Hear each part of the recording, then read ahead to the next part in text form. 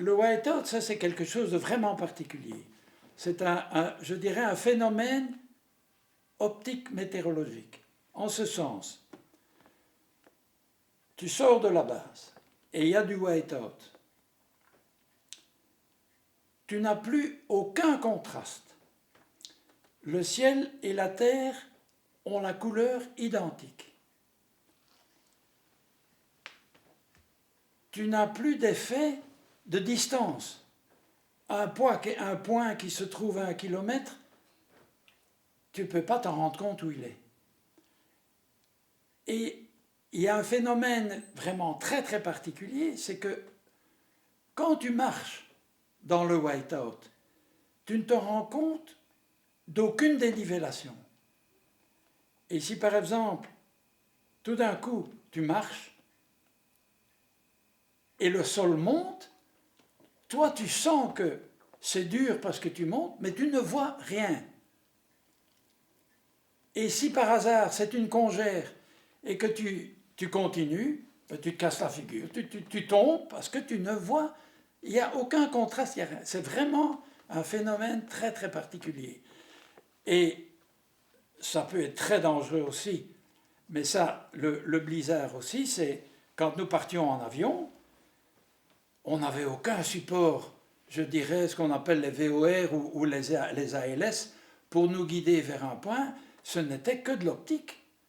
Donc toi tu pars, il fait ciel serein, et tu rentres, et tu as un blizzard, non pas, il peut être très fort, mais le blizzard peut se trouver, il commence à ras du sol, et puis il monte. Et puis toi tu es dedans à ta hauteur, et puis il monte à 2 ou 3 mètres, et puis quand tu viens en avion, eh ben, c'est blanc, blanc, blanc. Hein.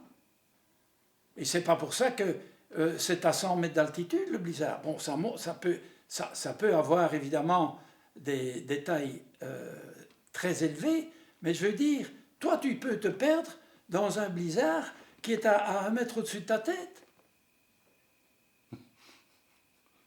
Mais justement, dans le bouquin que j'ai lu, le dernier, il y a un truc marrant, c'est que quand il est arrivé près du pôle sud, Amundsen, il était près de son traîneau, et il y a un de ces hommes, ils étaient 5, qui regardent à l'horizon et ils voient une tente à l'horizon.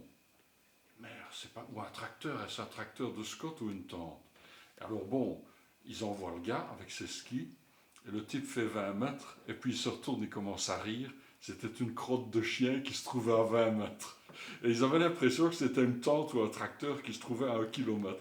Parce qu'ils étaient dans une sorte de white-out et ils ne savaient plus juger la distance où ça se trouvait. C'était une sorte de mirage. Oui, mais il y a, à la base belge, moi j'ai vu des mirages, je voyais, on était à 17 kilomètres de, je dirais, aller de la baie ou de la mer libre, eh bien, de la base, j'ai vu, je les ai filmés d'ailleurs, ils sont dans le film, des icebergs. Et en fait, ce sont des mirages, hein.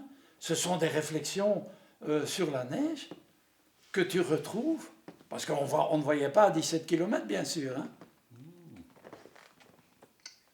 Non, non, on a un phénomène de virage. Là, je ne sais pas. Au Cap Griné, on voit, il faut que le temps soit beau, hein. Au Cap Griné, on voit les falaises de Douvres à 30 km. Oui, mais chez nous, le shelf ne permettait pas de voir en mer. Oui, Ah non, non, non, parce que tu es caché shelf. derrière. Non, non, là, c'était vraiment... Pour moi, c'était du mirage. Ok. Eh ben, je crois qu'on a tout ce qu'il faut, hein, Daniel. C'est intéressant. Ouais. Il ne restera plus qu'à mettre ça en musique. Hein. Moi, je ne vois pas. Je crois qu'on a parlé de tout, parce que là, hors de ça, on va peut-être retirer 1 minute. Hein. Mais enfin, je pense qu'après ce film-là,